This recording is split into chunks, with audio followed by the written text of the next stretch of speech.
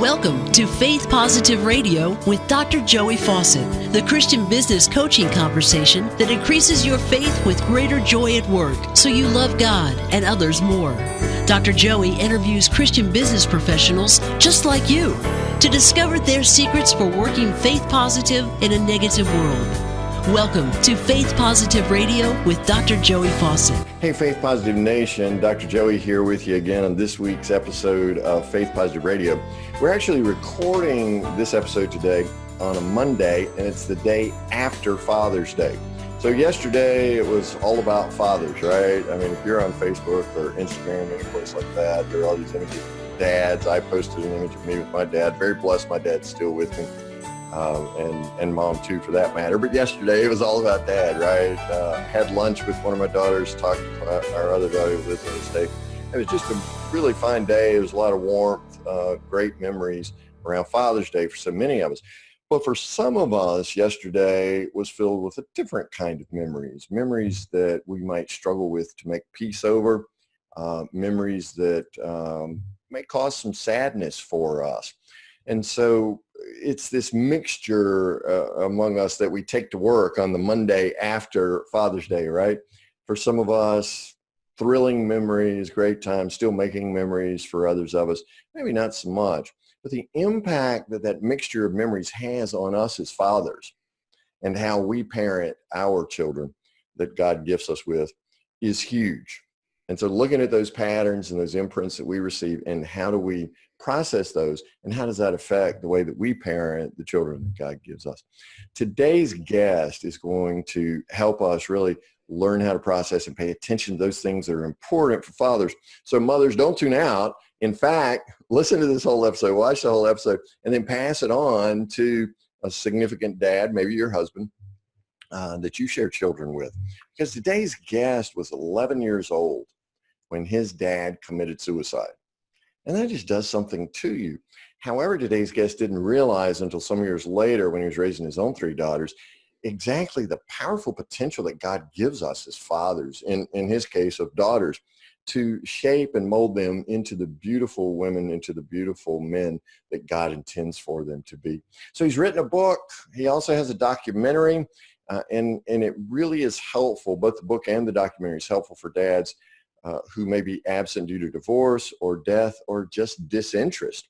So Faith Positive Nation, help me welcome to today's podcast my new friend, John Finch. John, welcome to Faith Positive Radio, man. Thanks so much for having me, Dr. Joey. Greatly appreciate you, brother. Oh, appreciate you, brother, man, and thanks so much. And I love the transparency with which you write and produce your film around talking about your own experience of being 11 years old when your dad committed suicide. I'm not going to tell you I understand, because I don't. My dad's still living, but that must have been a horrific experience for you. You know, it was the thing that my father wound, if you will. And that's a lot about what we talk about in the movie. We were very blessed to interview John Eldridge, who is just, he is awesome. So spot on so much as it relates to father stuff. And my father wound was abandonment. You know, I could not understand. I couldn't get my head around the fact that my dad would choose to leave me and my two brothers and my mom. So that was the issue that I carried for 30 years. And it was this anger because of the abandonment. And ultimately, it was a result of God showing me my dad for who he really was. The incredibly rough life that he grew up in. You know, the more I heard his story, the more compassion God gave me and really started to soften my heart. And it was a result of that. And understanding that my dad couldn't give what he didn't have, that's ultimately how I found forgiveness. And that's what radically changed my life. So you began to develop empathy for your dad, even though he'd been gone all those years.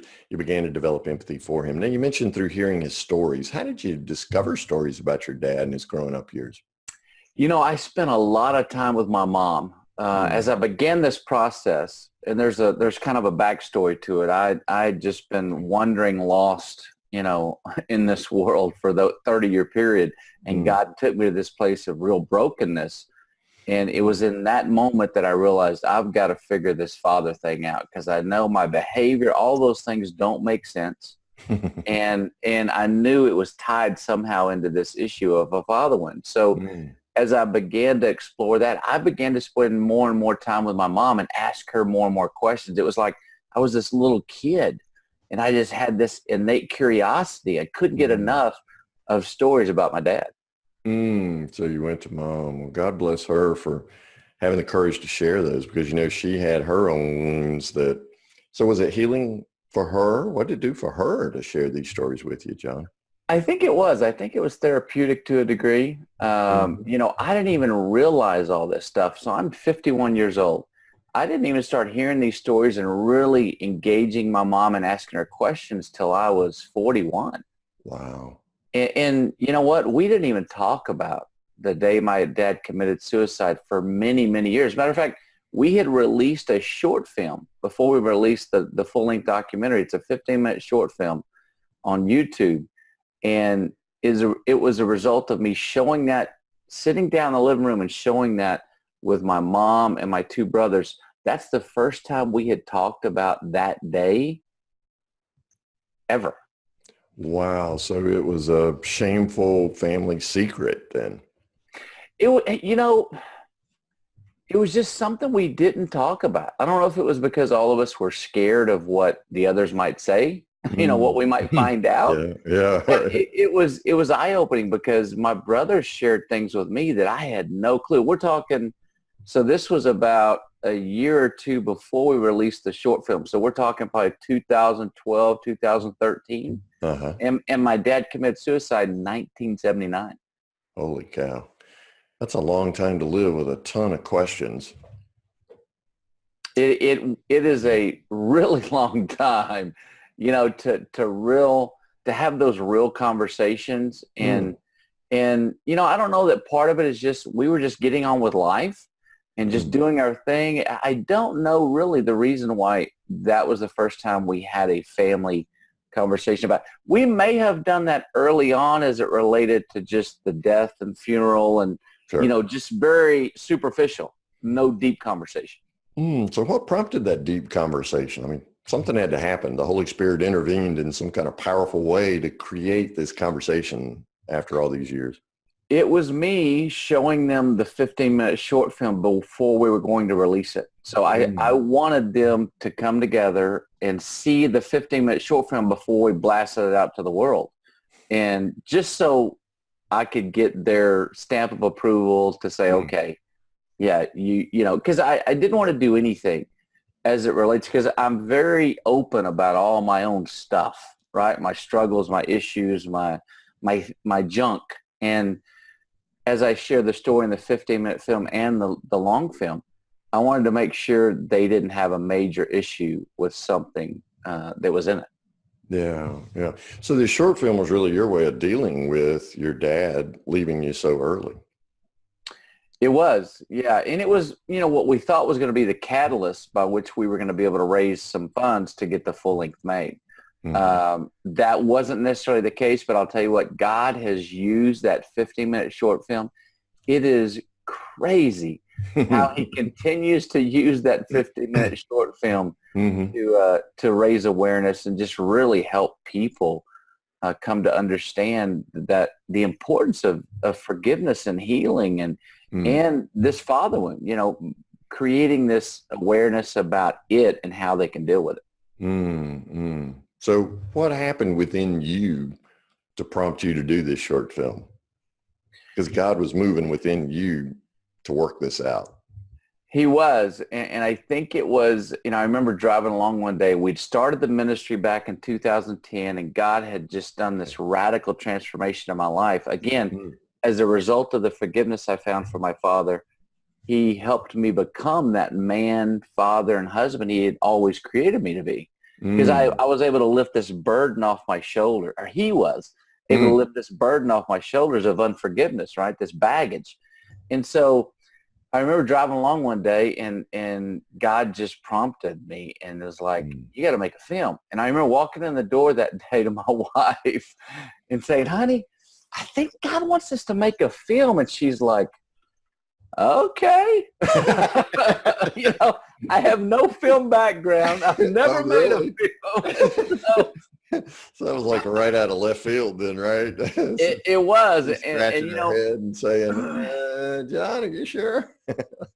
I've always had kind of a creative, mind, if you will. And so I just learned lighting and audio, and guys just spoke encouragement into me, and I just went out. Now, I blew a lot of footage. I've got hours of footage where the mic wasn't on, or it was rubbing up against the guy's shirt, or the lighting wasn't good. So, the first few months I was learning a lot, but God just really did his thing. And man, it's been so much fun just to see him work.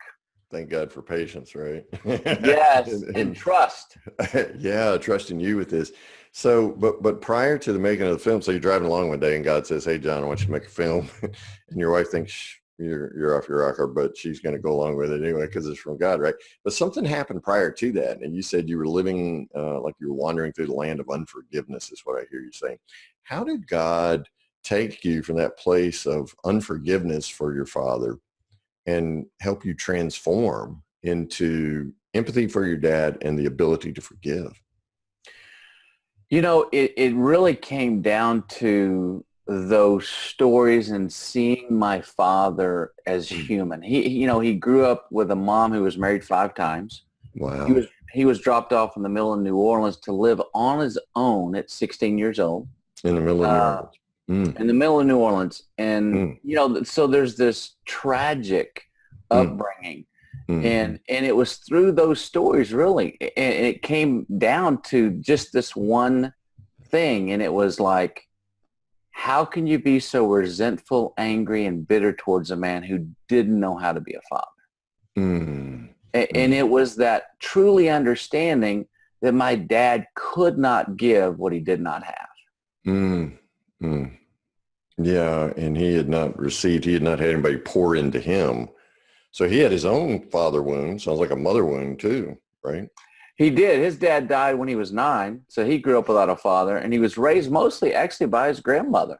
And his mom, I'll tell you what, brother, she was a piece of work. I mean, she was something. Bless her heart. Bless her heart. That's right. Great part about being from the South. You can say whatever you want to about somebody. Yeah. Bless her heart. It's okay. As long as you follow it up with bless her heart. That's right. That's right. She was crazy. Bless her heart. Yes. Right. I always say she was interesting, to be honest.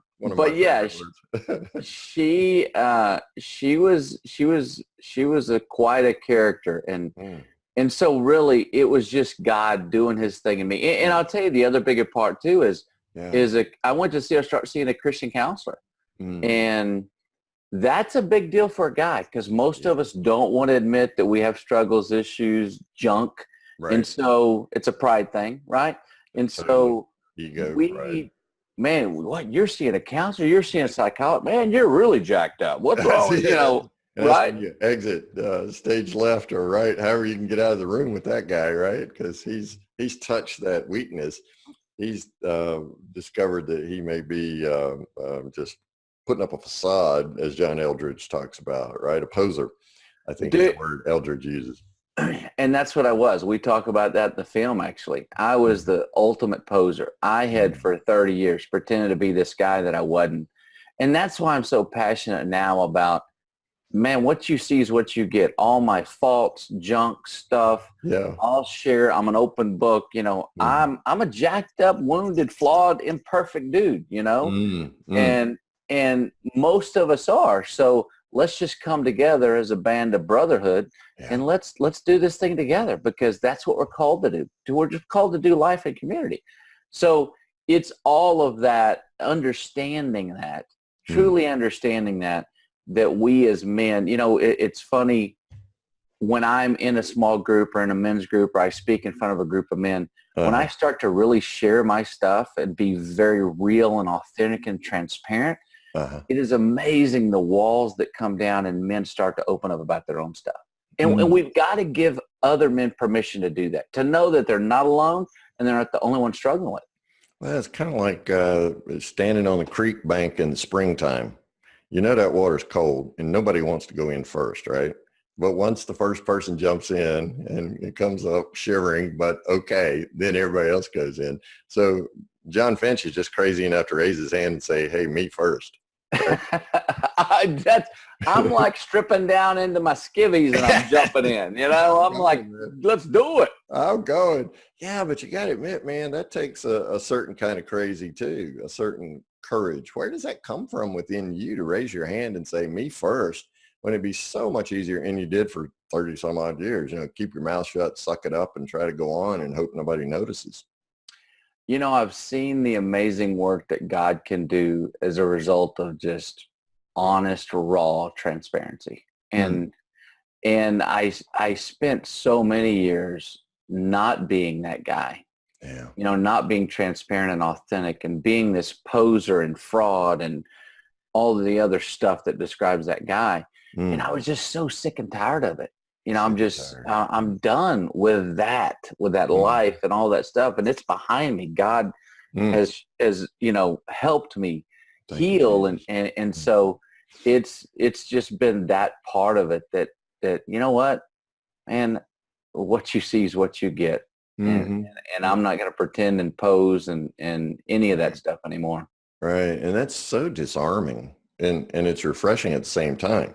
Because if we're sitting in a small group of men, it's like, well, if that guy can talk about it, maybe I can. And the other guys won't make fun of me or I won't be seen as less in their eyes. When in fact, the exact opposite happens, right? They hear you sharing and then they begin to share. And suddenly that band of brothers lifts each other up and edifies each other. So where is it typically, let's say that you and I and some other guys are in a small group, where is it typically in your story that you begin to see the walls crumble? What is it you're talking about when guys start getting real with you? I talk about my own struggle with alcohol, the unworthiness, the shame, the guilt, the stuff that all of us deal with, right? To some degree. I'll share about just my own struggles with the gambling, lust, pornography, whatever.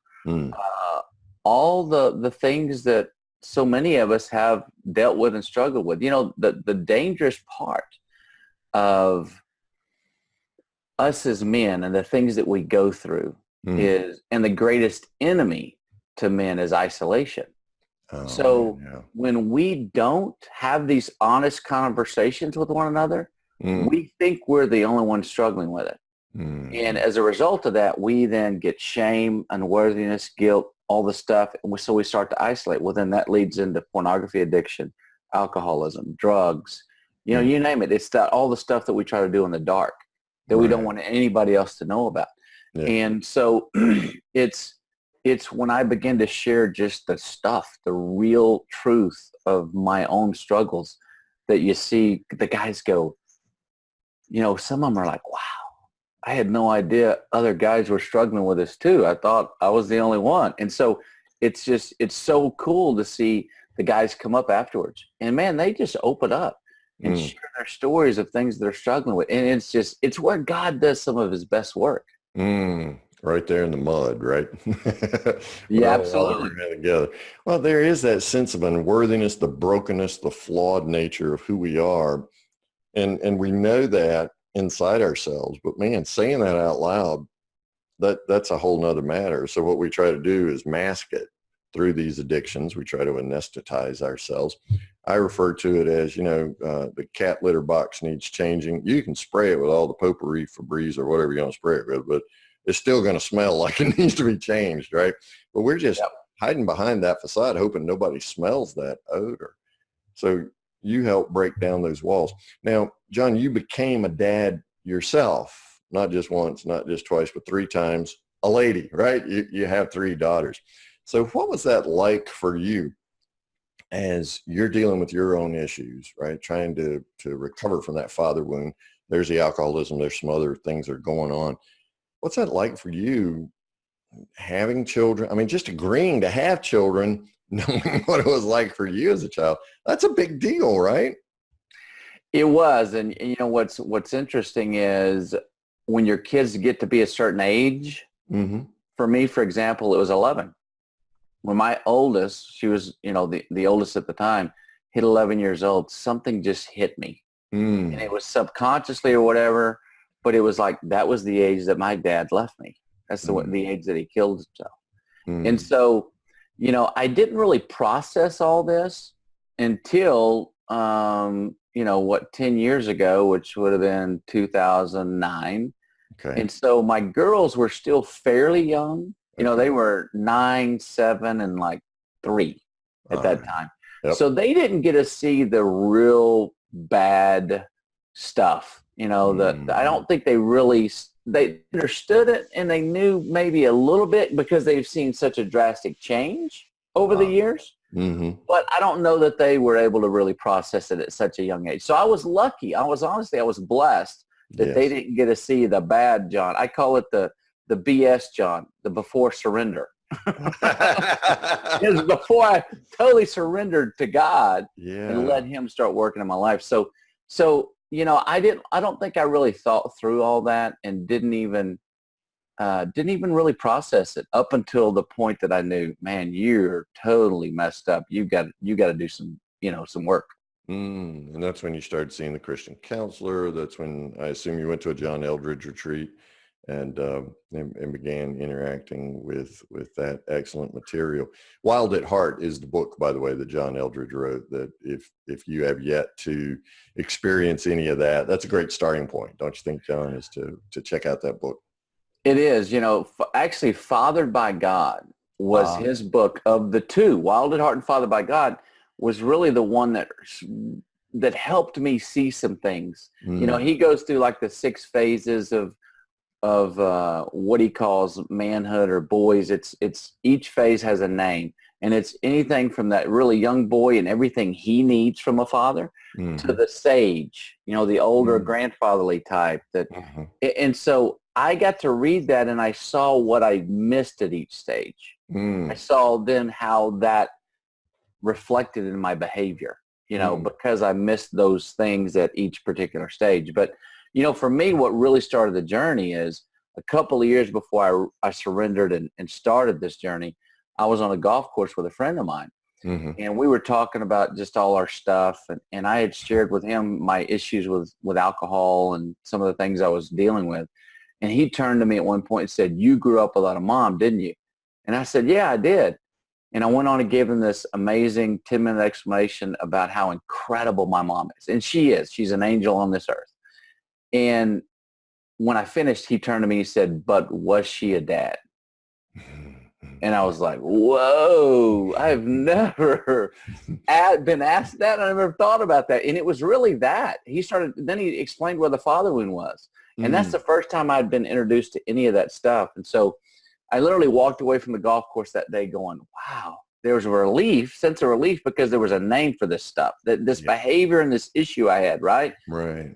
But for the next 2 years, I still lived in denial. I thought, I can suck it up. I'll man up. I'll figure this thing out on my own. How'd that work out for you, buddy?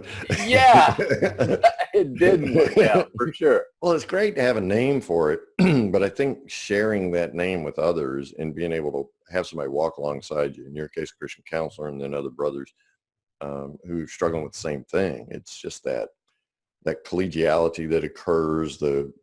Jesus promised us where 2 or 3 are gathered, right?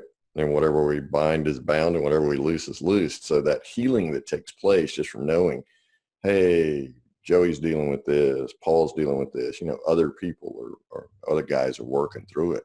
So how did that affect you as a dad? You got the name for it. You began dealing with it, this father wound. How did that change you and transform you, John, as a dad? It created this incredible new awareness of just how significant and lifelong my influence was on my kids. I, ever since, early on in the ministry and this whole transformation of what God was doing in my life, now I literally wake up and I'm very intentional and purposeful. Now, do I mess up? I mess up all the time. Daily? I'm still, my girl. Yeah, I'm the biggest knucklehead there is, but No, you're not. I am. You open your mouth and you say stuff and you go, did that come out of my mouth? Yeah. What was that all about? Like, I tell this all the time. It's like, I know God's up there just sometimes sitting there shaking his head going, really, dude? Really? Oh, yeah. We just talked about that yesterday. Yeah. Everything I've taught you and tried to, drill into you, and you're still doing this. But I think, the important thing there is my girls know my story. They know I grew up without a father, and I'm very honest and open with them and the struggles. I mean, I've struggled with depression, and I've had a lot of things, right. Like a lot of other guys. And so they know beyond the shadow of a doubt that Dad loves them more than anything, and that he's doing the very best he can, And so I think there's this incredible amount of grace that one of the most important lessons I've learned is when I lose it, when I say something I shouldn't say, I go up and I have these individual conversations with that particular daughter where I messed up. And I ask them, hey, will you forgive me? After I explain, I was having a bad day, or I tell them just honestly why I lost it, and I apologize. Will you forgive me? And what that does is it shows them I'm not perfect. I'm human. And I'm asking them for forgiveness. But what it also shows them is, they're allowed to mess up. That they don't have to be perfect, right? They don't have to be perfect. And they can come apologize to me and my wife when they screw up. Yep. And the grace will be there for them. So really what you're doing is you're incarnating the Heavenly Father's grace to them, while at the same time very much revealing your humanity, that you're a broken vessel, and yet grace can pour through you into their lives. And John, man, with daughters, with sons, it's impactful as well. I've got a couple of daughters as well, so we can talk about this, right? It's so impactful for the kind of man that they look for as their helpmate in the future, right? It is. One of the quotes I have is, as a dad, you're setting the standard by which your son will measure himself as a man. You're setting the standard by which your daughter will measure every other man. So what man, husband, father, whatever, you're setting that standard. And I'll tell you what, there was a powerful story. Dr. Meg Meeker, we got to interview for the film. And I've told this story dozens of times, and I just love it because the power as it relates to daughters. Right. She said, John, I'm a pediatrician, and so I have hundreds of young women come into my office every year. She said, I started seeing a trend where they were sexually active at younger and younger ages. It was 16, then 15, then 14, then 13. And she's like, whoa, what's going on here? Yeah. So she said, on more than one occasion, she'd have a 13 or 14-year-old girl come into her office, and she would give her a physical. Everything was totally fine. And before that young lady would leave, she would say, hey, Dr. Meeker, can you write me a prescription? And Dr. Meeker would go, you're totally fine. You don't need a prescription. And what? The young girl would say, you know what? I don't care what it's for, but at the bottom of it put cannot have sex. And she said, John, what was happening is these young girls were having sex with their boyfriends at 13, 14, 15 years old. It wasn't emotionally or physically pleasurable, but it was the only fatherly love, affection, attention they were getting. And they weren't getting any positive fatherly love, affection, and attention from their dad. And this prescription was their permission slip to take to Johnny to say, hey, Johnny, I can't have sex anymore. Yeah, doctor said so. Wow.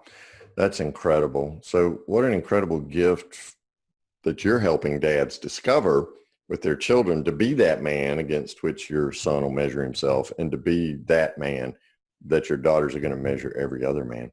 That's a tall order, brother. Tell us how you can help us as men to do that. You've written a book and you got a documentary. Both are titled The Father Effect. And you can go to John Finch's page on our website, getpositive.today. Just find his page there. And we've got links for you to go right to it. The book's also available on Amazon if you'd like to hang out over there.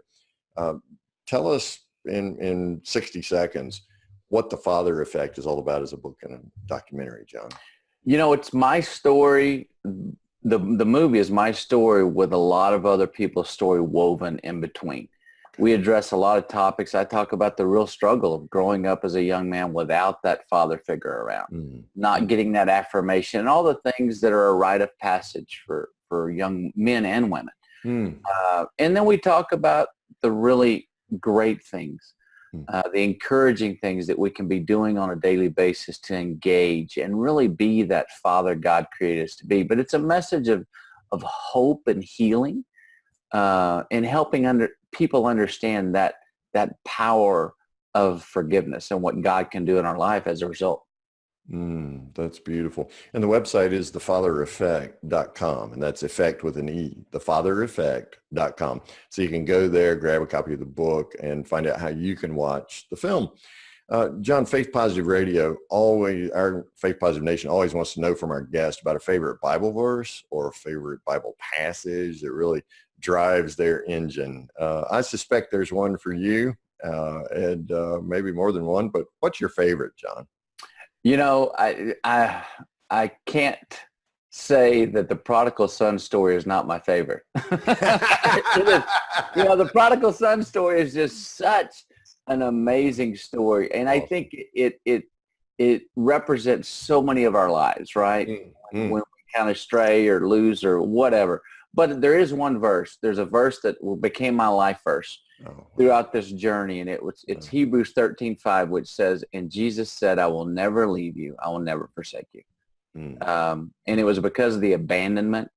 I capitalized never, and I put that all over my house as I was going through the journey, because I needed to know that God would never leave me. And that today is even a reminder that he's always with me. Yes. Well, and John, today your story has encouraged so many of us in Faith Positive Nation to remember, just as we go through this day and the days which lie ahead, Jesus is with us too. And while we may have been abandoned physically by a father or a mom, Jesus will always be by our side. Brother, thanks for that reminder. The website is thefathereffect.com. Go there right now, or if you're on a treadmill, walking the dog, driving down the road, just as soon as you get stopped, go to thefathereffect.com and check out, get the book, see how you can watch the documentary. And John, thank you so much, man. I pray God's blessings on your incredible wife, who evidently is a crazy, spirit-driven woman. Say, let's do a film. All right. And to put up with me, yes. Yeah. Hey, it isn't just you. I tell people all the time, my wife should be named Grace, right? But also pray God's blessings on your 3 daughters, man. What a gift from God. And you're an amazing dad. And may your tribe increase, and may God just continue to bless others, especially other men, through you, John. Thank you. Thank you, brother. Greatly appreciate you. Thanks for listening to Faith Positive Radio, the Christian business coaching conversation that increases your faith with greater joy at work, so you love God and others more. Suggest guests and ask questions when you email Dr. Joey at info@getpositive.today. And be sure to get your free gift of the 5 positive business conversations to have today coaching program at getpositive.today.